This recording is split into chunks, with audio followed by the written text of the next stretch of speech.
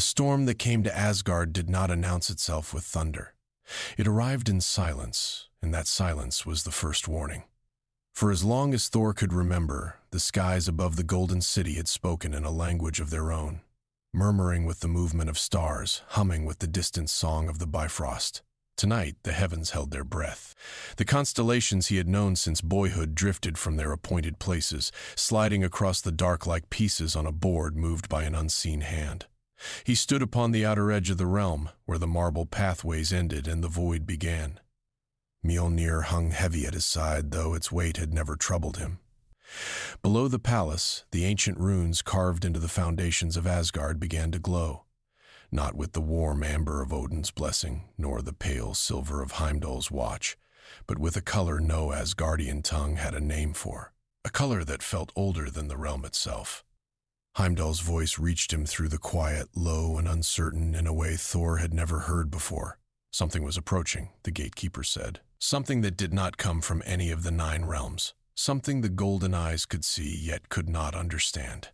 Thor tightened his grip on the hammer. He had faced giants who could shatter mountains.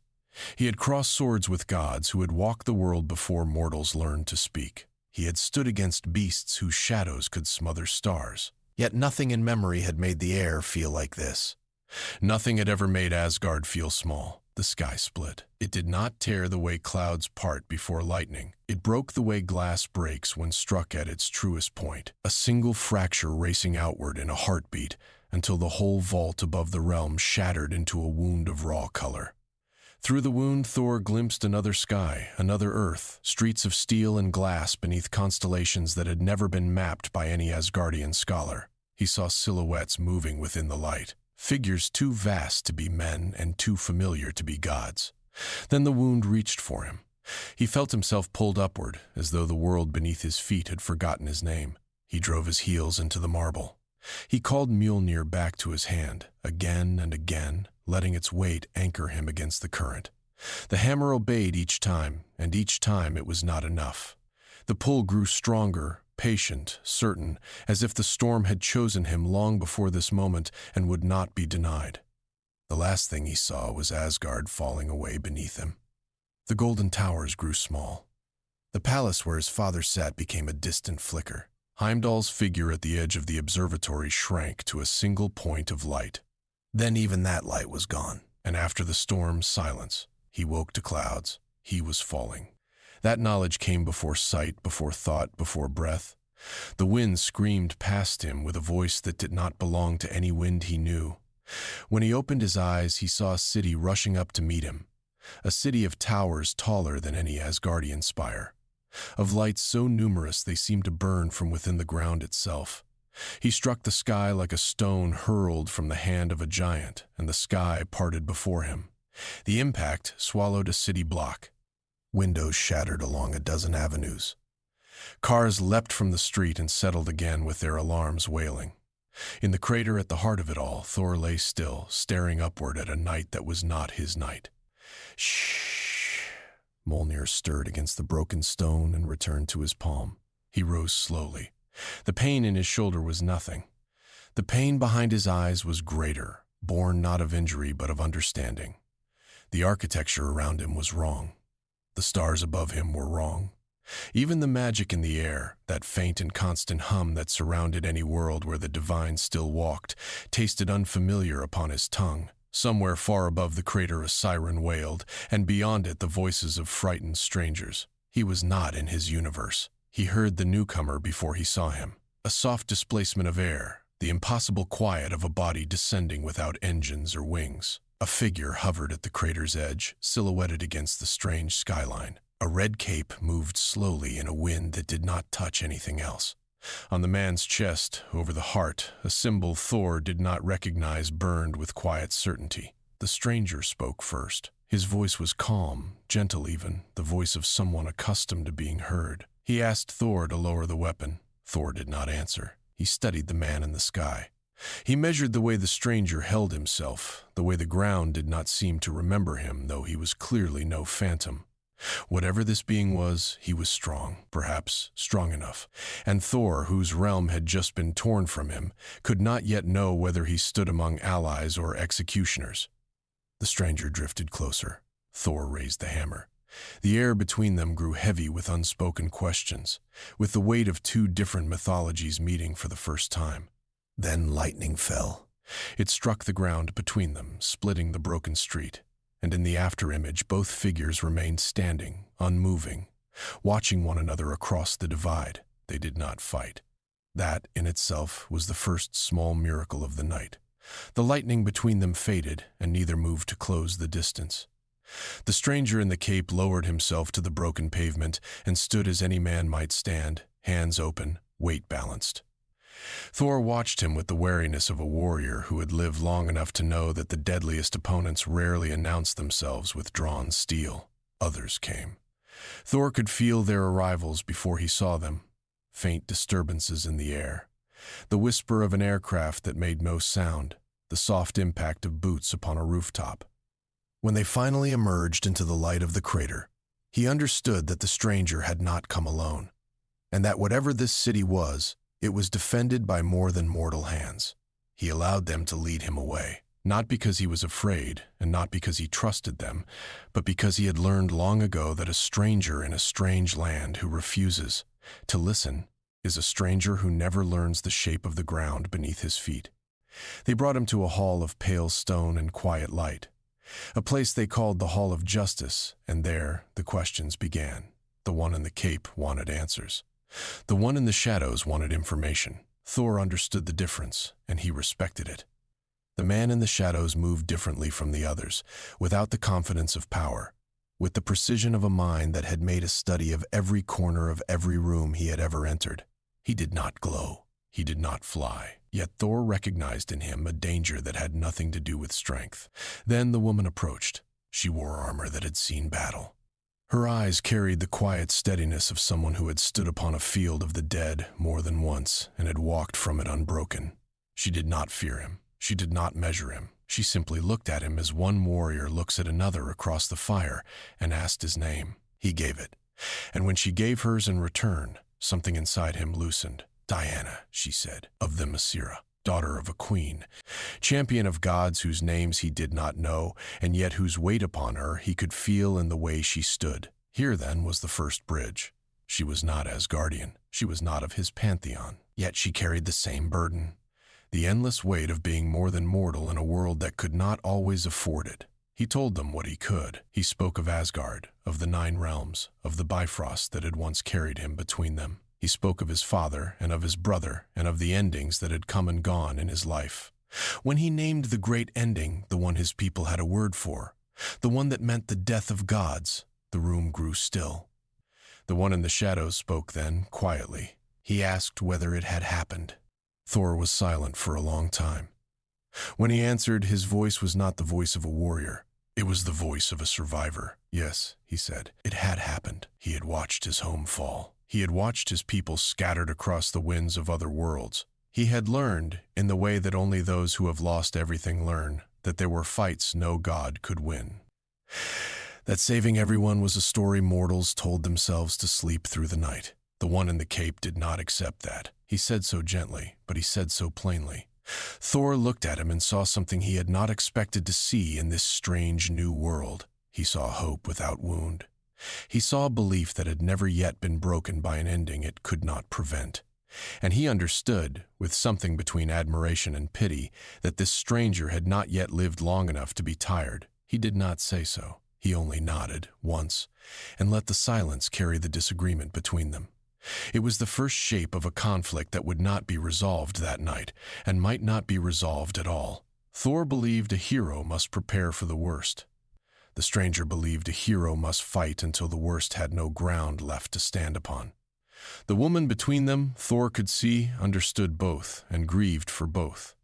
The one in the shadows was already elsewhere in his mind. Thor could feel it in the way his attention shifted, in the way his eyes moved across the room without seeing it. When he spoke again, his voice had changed. Whatever had brought Thor here, he said, had left a signature. Not one signature, many devices. Thor did not recognize had reacted. Prisons of light in distant places had trembled. Ancient objects across this earth, objects that had slept for centuries, had woken for a heartbeat and then slept again. Something in this universe had felt him arrive. Something had recognized him. Thor asked what that meant. The one in the shadows did not answer at once. He turned to a wall of moving images, of maps that shifted like living things, and pointed toward a wound in the night. The rupture in the sky, he said, had not closed. It was quieter now, but it was there, waiting. Whatever had opened it was still on the other side, and whatever had been drawn through it might not have finished arriving. The woman looked at Thor. The stranger in the cape looked at the wound in the sky. And for the first time since he had fallen into this city, Thor felt the small, cold certainty that had guided him through every ending he had ever survived. He was not here by accident. He had been called, and whatever had called him was not yet done. Outside the hall, thunder rolled across a sky that had no clouds. They traveled at first light, though the light seemed reluctant to arrive. The place the woman called them to lay far from any city, in a stretch of old country where the roads grew narrow and the hills folded upon themselves as if hiding something the world had chosen to forget. The wound in the sky had not followed them there. It had reached ahead of them, and it was waiting. Thor felt it before he saw it. The ground carried its presence upward through the soles of his boots, a slow, deep resonance that reminded him of the moments before Ragnarok had begun. The others felt it too, in their own ways.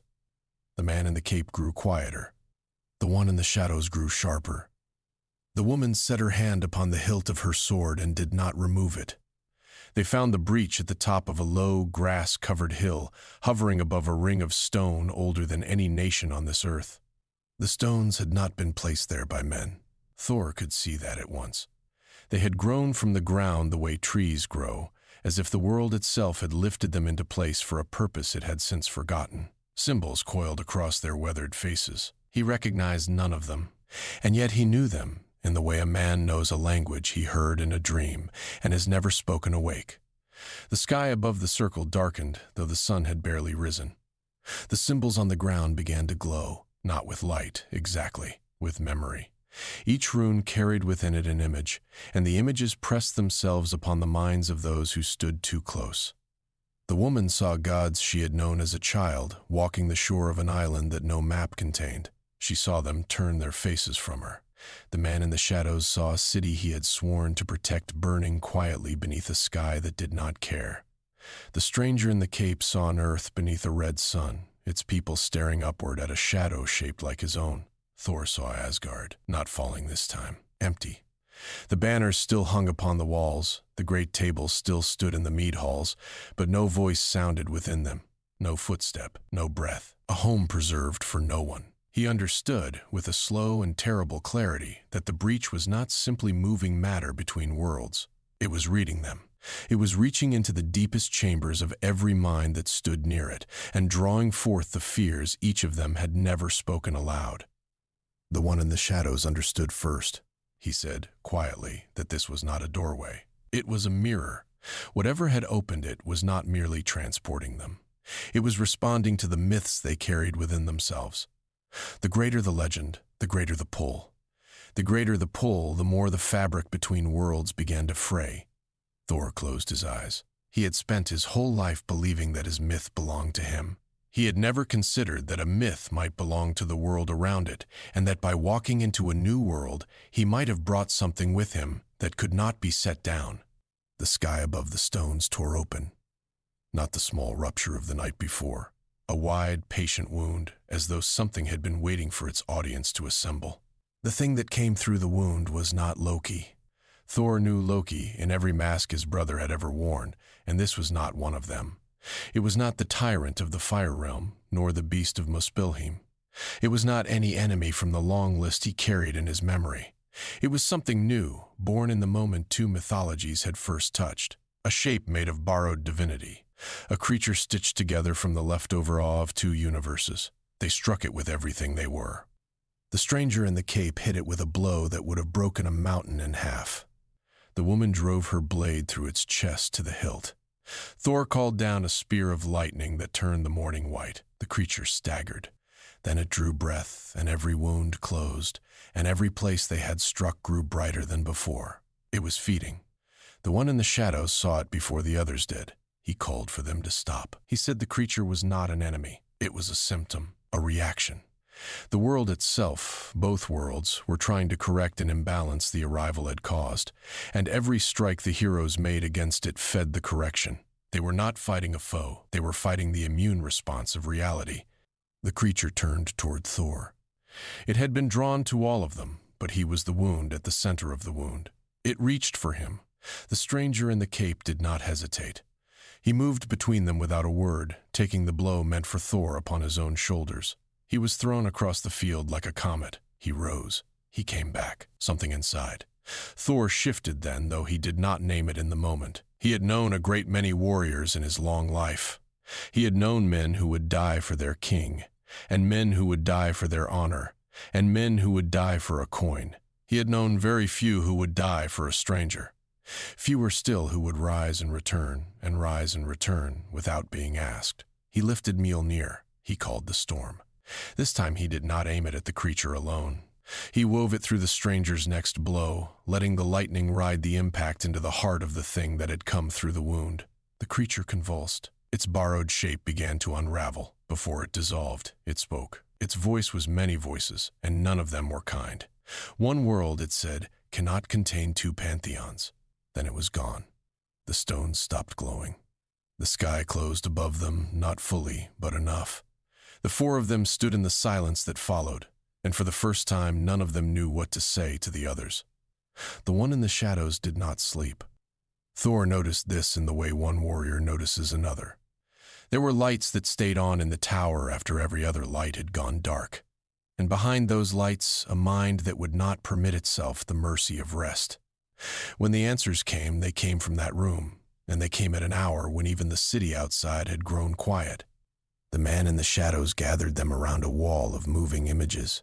He said that every disturbance since Thor's arrival, every tremor in the fabric of things, every whisper the great instruments of this world had caught in the dark, all of it converged upon a single point. Not the sight of the ancient stones, not the crater where Thor had fallen. Something older, something buried, something beneath the city he called his own. They went by night. The city he called Gotham did not welcome them. It watched them the way a wounded animal watches a hand extended toward it, uncertain whether the hand offered food or a blade. They descended through tunnels that had not been built by any modern engineer, into passages carved by patient hands into stone that predated any language spoken above. Thor felt the presence long before they reached the chamber. It hummed against Mjolnir. It stirred in the marrow of him. Whatever slept beneath this city, some part of it recognized the god who walked toward it. The chamber was a cathedral for something no living faith remembered. Its walls carried carvings that Thor knew and did not know. Some of the runes were Asgardian. He could read them without effort. Others were older still, and older in a way that Asgard itself had never touched. Along the walls, in long processions of stone, figures crossed between worlds. A warrior with a hammer walked in one panel. A flying man with a familiar symbol upon his chest waited in another. In the last panel of the sequence, the two of them stood together, facing a storm that filled the horizon. The woman ran her fingers across the carvings and said nothing. The stranger in the cape stared at the image of himself upon a wall that had been sealed beneath the earth for longer than his people had existed. Thor felt the slow and dreadful understanding that all men feel when they realize their story is older than they are. The one in the shadows found the true revelation at the far end of the chamber. He read it aloud with the calm voice of a man delivering a verdict. The gateway, he said, had been built to summon a god of thunder at a moment of great need. It had been designed for a future its makers had feared and never named, and it had been activated. Recently, someone had called Thor. Before the League could decide what that meant, the city above them began to change. Reports rose through the earpieces the one in the shadows had given them. Lightning was falling in Gotham beneath a cloudless sky. Statues in the great squares of the city had begun to walk. Figures out of old stories, drawn from the fever dreams of the city's oldest myths, had begun to appear in its alleys. The boundary between what the city imagined and what the city was had grown thin. They surfaced into a Gotham that no longer entirely belonged to itself. Thor moved through the chaos as one who had done so many times before. He steadied a collapsing tower with the flat of his hammer. He caught a falling girl in the crook of his arm and set her down without slowing. The stranger in the cape moved through the sky above him, plucking the wounded from the streets faster than the eye could follow. The woman met each supernatural intruder with the grave patience of a warrior who had once fought their cousins in a war the modern world had forgotten. The one in the shadows disappeared, as he was known to do. He returned with a name. The name was Luthor. They confronted him in a room of pale glass that overlooked the burning city, and the truth he offered was a stranger truth than any of them had expected. He had not built the gateway. He had found it in the way that men of his kind find things, through patience and money and the willingness to dig where others had chosen to forget. He had studied it. He had understood a fraction of what it was, and he had used it. He had believed, he said, that this earth would one day face an enemy no hero upon it could survive. He had believed that a weapon must be prepared for that day. He had reached across the veil for a god capable of holding the line when the line finally broke. He had reached, and something had answered. And what had come through had not been the answer he expected. Thor listened. Thor's hand tightened around the haft of Mjolnir. The storm outside the glass answered the storm within him. He stepped forward. He did not raise the hammer. He did not need to. The man in the pale room understood what was coming and did not flinch, which was, perhaps, the most damning thing about him. The stranger in the cape placed a hand upon Thor's chest, not to stop him with force. He could not have stopped Thor with force. He stopped him with a single quiet sentence, spoken between them and no one else. Justice, he said, cannot become vengeance. If they crossed that line here, in this room, then every line they had ever drawn behind them lost its meaning. Thor looked into the eyes of the stranger who had already saved his life once, and who was now asking him to save something more difficult than a life. He lowered Mjolnir. He did not forgive. He did not soften. He only chose, in that moment, to be something other than what his fury demanded. It was the beginning of a disagreement neither of them yet understood the shape of. Thor believed some enemies had to be ended. The stranger believed some enemies had to be endured so that the ones who ended them did not become the next thing that needed ending. Neither was wholly right. Neither was wholly wrong. The one in the shadows spoke last from the doorway, holding a device that glowed faintly with an unfamiliar light. What Luthor had woken, he said, was not the gateway. It was something the gateway had been built to keep asleep, something older than the men who had built it, and it was already awake. The storm arrived without warning and without weather. It gathered upon the sky the way ink gathers upon water, spreading outward from a single point until every horizon had been swallowed by it. There were no clouds. There was only a great and rolling darkness, and within the darkness, the slow, patient pulse of something that had been sleeping for longer than the language of men. Thor recognized the shape of the energy before he recognized anything else about it. It carried the taste of the endings his people had learned to fear. It carried, in its lowest and quietest notes, the first faint chords of the song the Norns had once sung to warn the gods of their own death. It was not Ragnarok. He knew that with certainty. Ragnarok had already come to his world and had left behind ashes he still carried in his chest. This was something else, something new, and yet made of the same old bones.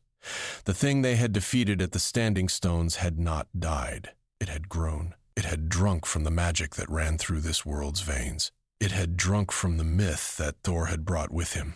It had drunk from the arguments between the man in the cape and the god from another sky, from every fear the League had faced in the mirror of the wound. It had become larger than the sum of its parts, and it had come to correct the imbalance in the only way it now knew how. It had come to erase him. The League gathered upon the rooftop of the great tower, and Thor turned to them and told them to stand back. He had lost cities before. He had lost realms. He had watched brothers fall in the name of ancient duties, and he would not watch strangers do the same in the name of a war that was not theirs. This one, he said, was his. The stranger in the cape stepped up beside him. He said, simply, that no one fought alone here. Thor looked at him for a long moment. He had spent his life among warriors who fought for kingdoms, warriors who fought for gold, warriors who fought for glory. He had rarely fought beside warriors who fought only for the person standing next to them. He wanted to argue. He wanted to name every good soul he had watched fall for less. He did not argue. He nodded once and turned to face the sky. They were not alone upon the roof. The woman came, sword drawn, cape moving in a wind that touched only her.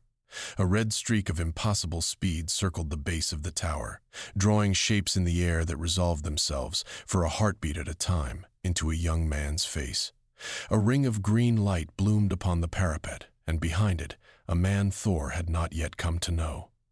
Above them all, upon a small ledge no one else had noticed, stood the one in the shadows, hands moving across a device that fed information into every ear. The battle, when it began, did not begin as a battle. It began as a weather. The creature had no single body. It had a center, and around the center it wore the storm like a cloak. When they struck the storm answered. Lightning flowed both ways. Wind became a weapon. The air itself grew heavy with grief that did not belong to any of them, and yet pressed upon all of them at once. The woman moved through it with the discipline of centuries. The red streak wove through it with the reckless brilliance of a young man who had not yet learned the weight of his gift. The ring of green light became a shield and a fortress, and finally a great blade, all in the span of a few breaths. The stranger in the cape drove himself into the center of the storm. Thor followed with lightning at his heels. For a moment, only a moment, they thought they had won. The creature staggered. Its cloak of weather thinned. Its center pulsed with a light that seemed, briefly, uncertain. Then it looked at them, and it changed the fight. It reached inside each of them at once. The one in the shadows found himself upon a Gotham street he had walked as a child, holding a small hand that would not hold his back, standing over shapes he could not look away from. The stranger in the cape saw an earth beneath a familiar shadow, its cities silent, its skies empty of any hope but his own. The woman saw the gods of her childhood turning their faces from her people, walking away across a sea of drowning voices. The young man in red stopped moving, for the first time in years, and could not remember why he had ever moved so quickly at all. Thor saw Asgard fall, again. Not the fall he had already survived, a new fall, a fall that had not yet happened and might yet happen because of a choice he had made, or would make, or had failed to make. He saw his father in it, and his brother in it, and every face he had ever failed. He heard the voice of the ending he had already lived through, and it did not ask him to fight, it asked him to lie down. It told him, with an old and patient kindness, that he had done enough, that no one would blame him if he stopped now. He nearly stopped. A hand closed upon his shoulder. The stranger in the cape had come out of his own vision somehow, and had come back for him. He said Thor's name, once, quietly. He said that surviving what had already ended did not make him weak. It meant that he still had something left to protect. It meant that the ending had not, in the end, taken everything. Thor rose. Something in the sky rose with him. They fought together then, not as warriors of two worlds, but as two men who had, for the first time, seen each other clearly. Thor called down every storm his life had taught him to summon. The stranger in the cape drove himself through the heart of the creature at the moment the lightning arrived, and the two forces met inside the thing that had come to erase them. The creature did not die. It ended. There was a difference, and Thor felt it in his bones. It unraveled the way a story unravels when the last teller of it forgets the ending. It dissolved into a rain that was not rain, into a sky that slowly remembered how to be a sky. The League did not celebrate. They could not. The wound in the heavens above them, the true wound, had not closed with the creature's ending. It had widened. Along its edges, other lights had begun to bloom, other skies, other worlds, some of them dark, some of them dying. The stranger in the cape looked at Thor. Thor looked at the sky. The true enemy, he understood, had not yet arrived.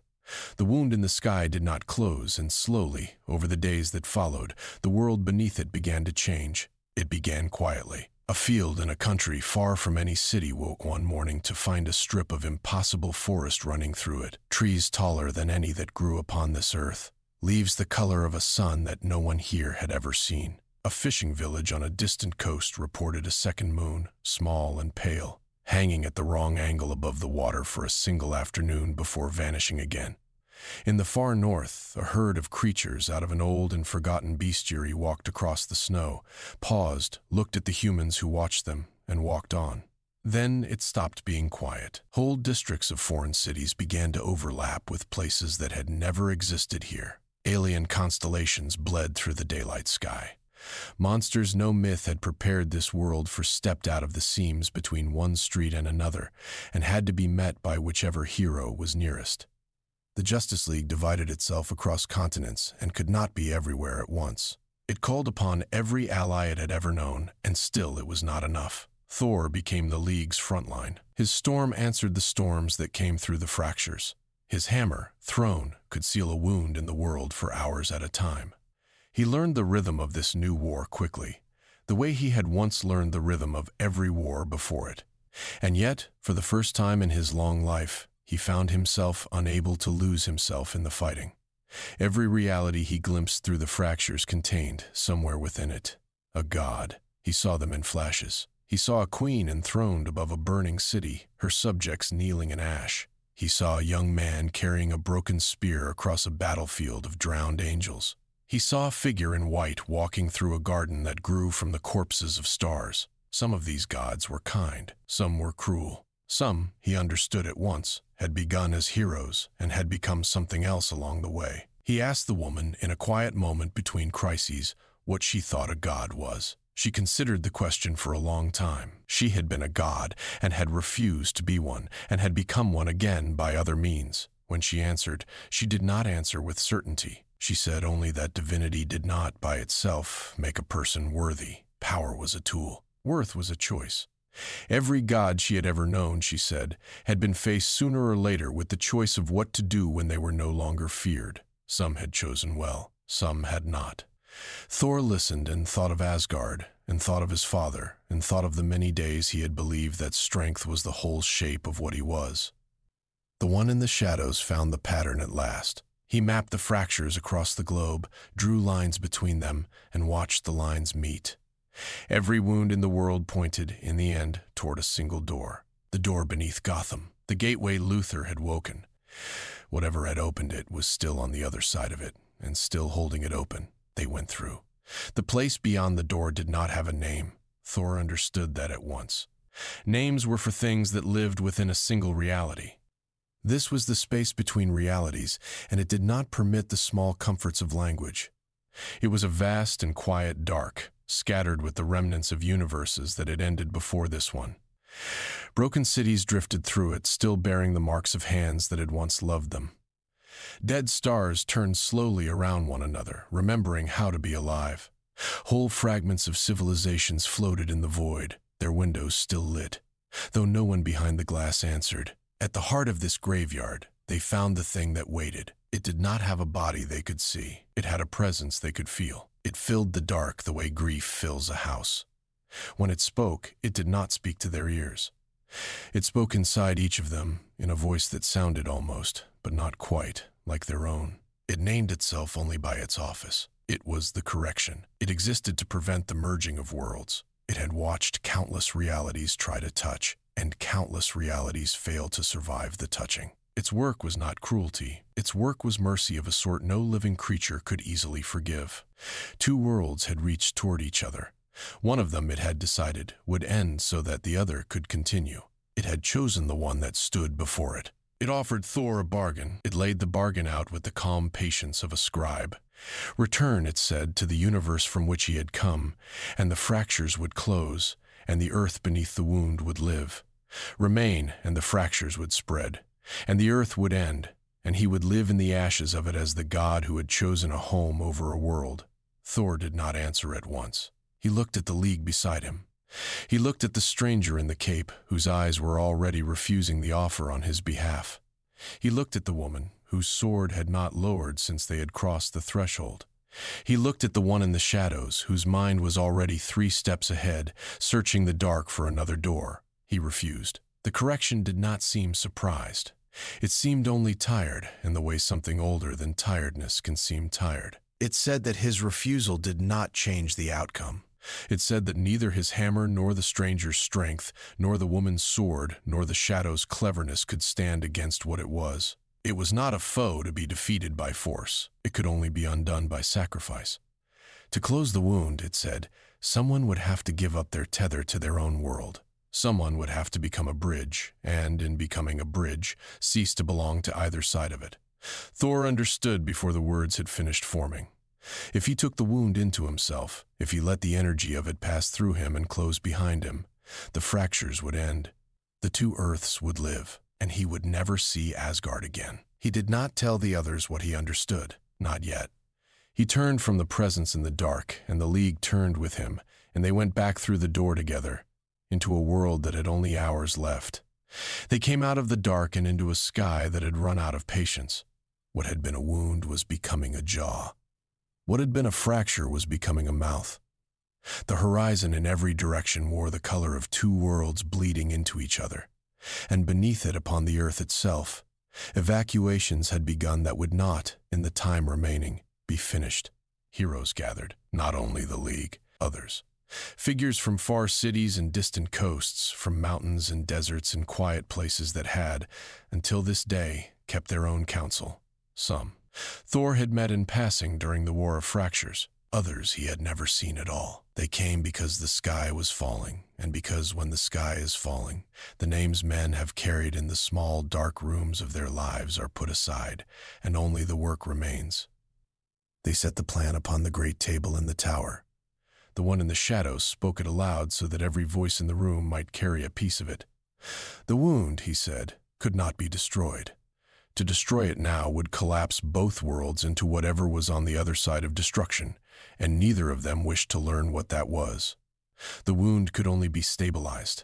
It had to be made into something it had not yet been asked to be. A bridge held open on purpose, at a size the fabric of things could tolerate. Thor could give it the Asgardian half of what it needed. He knew the old rites of the Bifrost, and though the Bifrost of his world could not reach him here, its language still lived in his blood.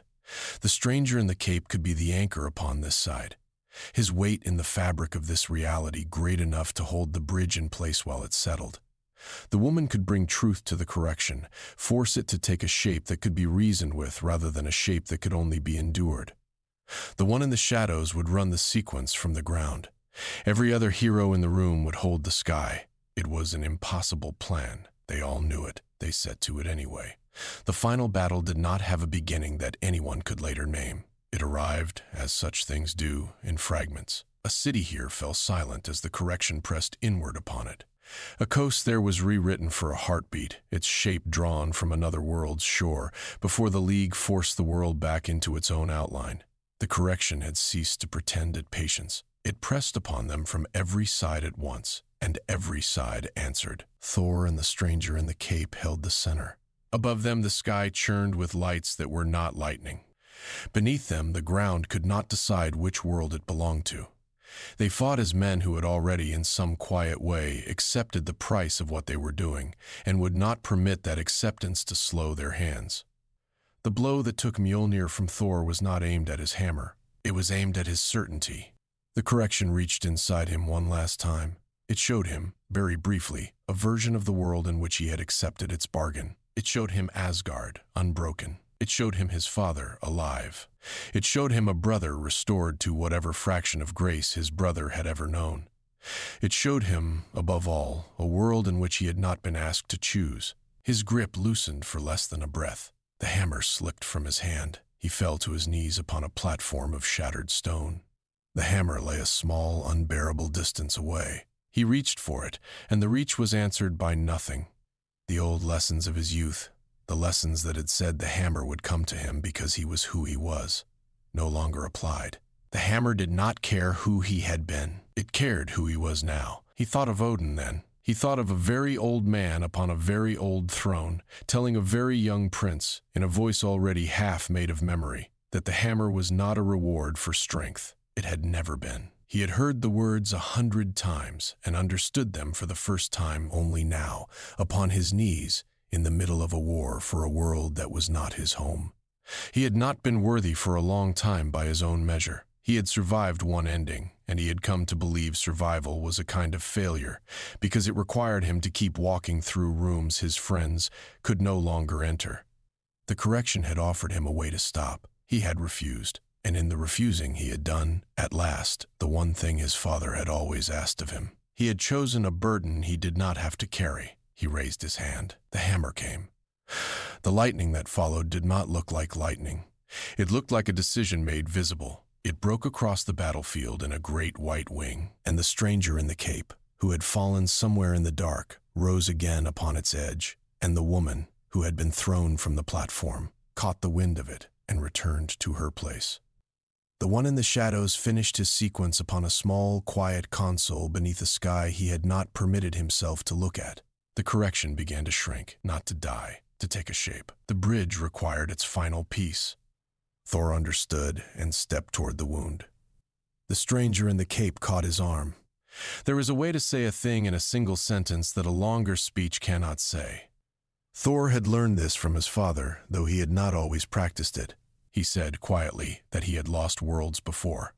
The stranger in the cape answered just as quietly that Thor should not lose this one. Thor smiled.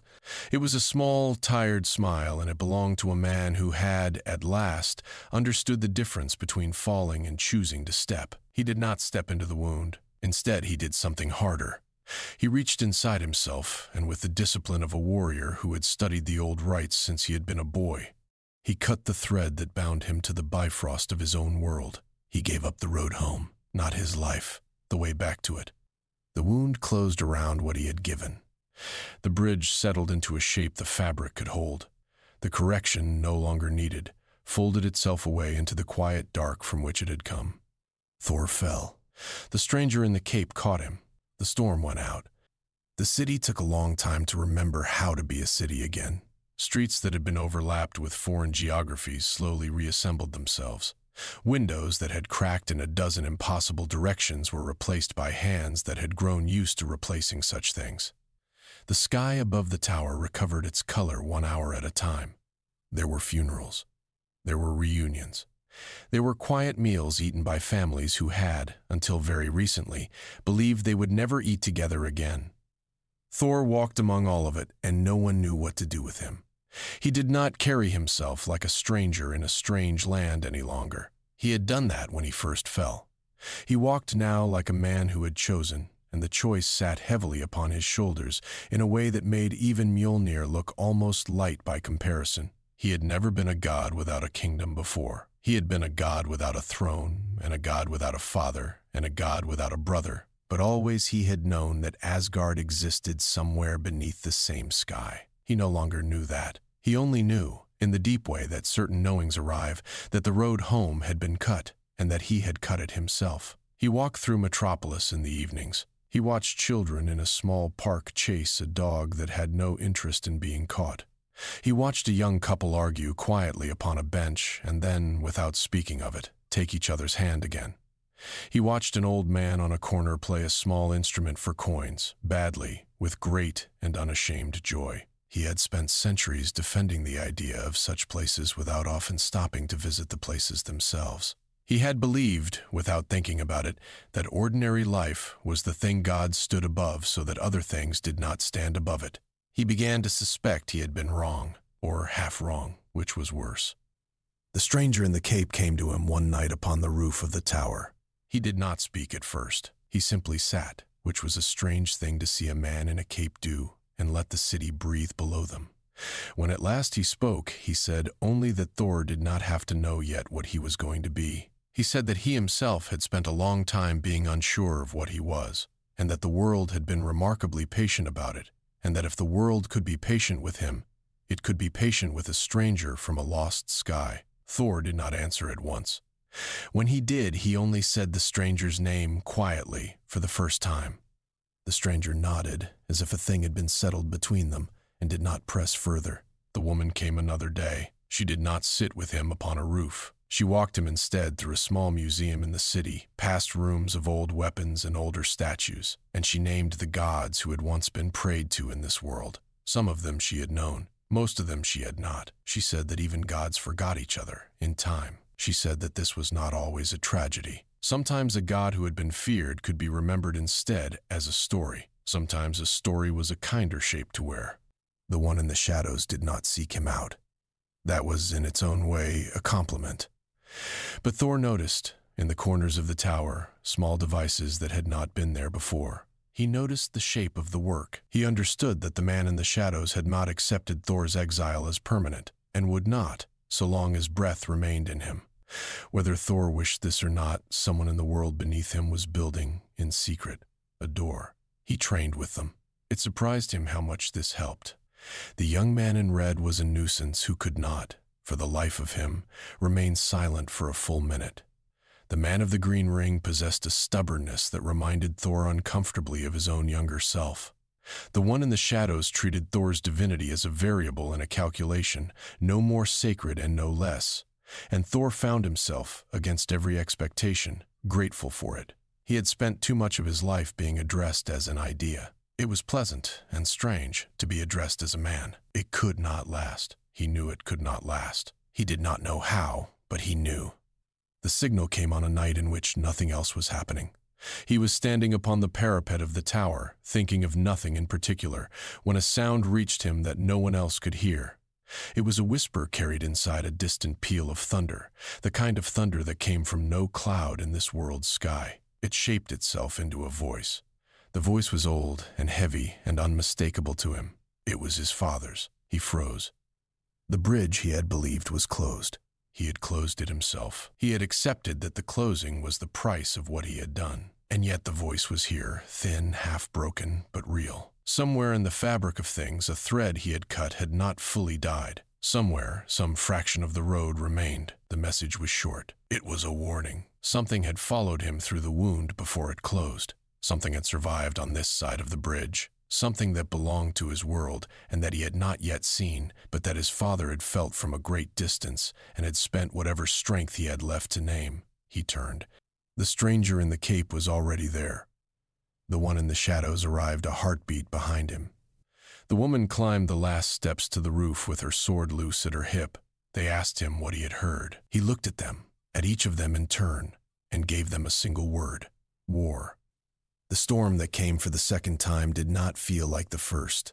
It carried a familiar weight. It carried the smell of a home that Thor had believed himself finished mourning. When the first note of thunder broke above the tower, he did not need to look upward to know its shape. He knew it the way a man knows the footstep of his father in a hall he has not walked in years. He climbed to the roof anyway.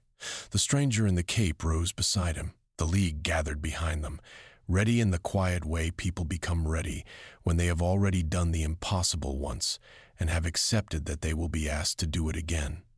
The portal opened. For the briefest fraction of a heartbeat, Thor let himself believe that Asgard had come to reclaim him, that the great banners would spill through the wound, and his father's voice would call his name from the other side, and the road he had cut would knit itself back together by some grace he had not earned.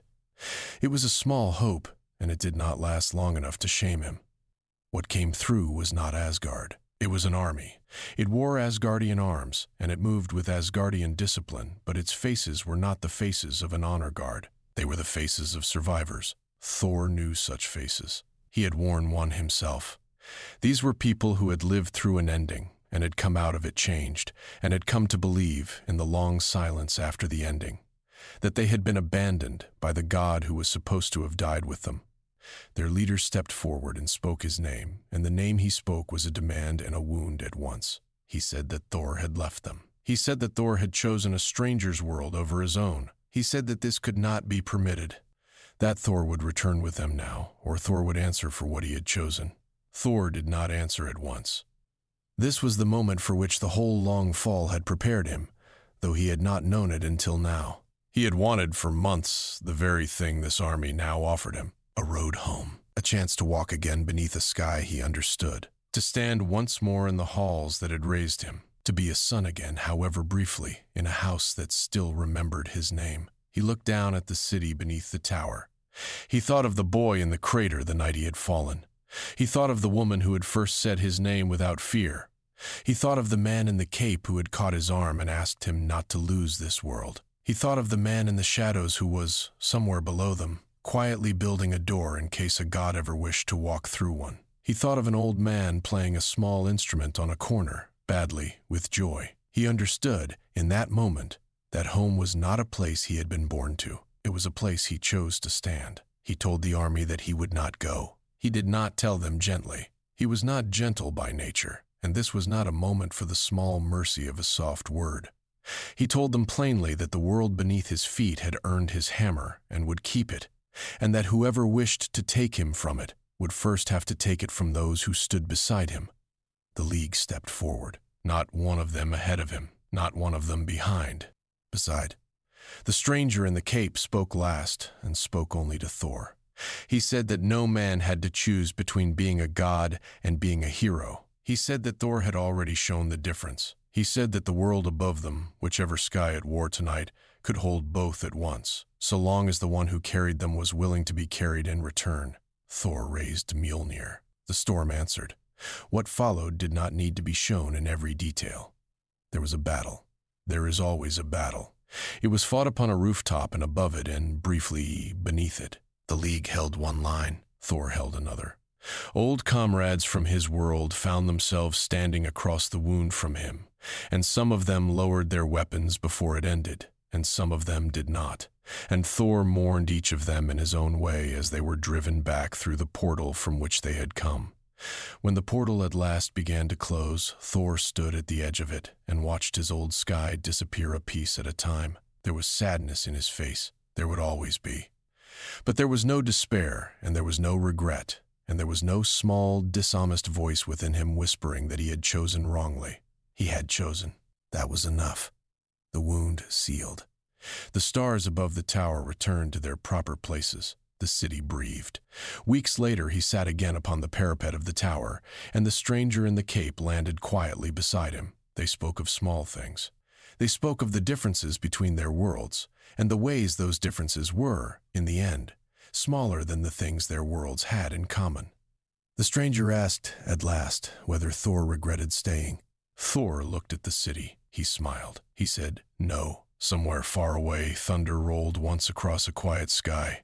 He had come to this world believing he had lost his kingdom. He had discovered instead that he had not been stripped of a destiny. He had been given a new one, and somewhere beyond the stars, two universes stood apart as they were meant to. But for the first time, they were no longer strangers.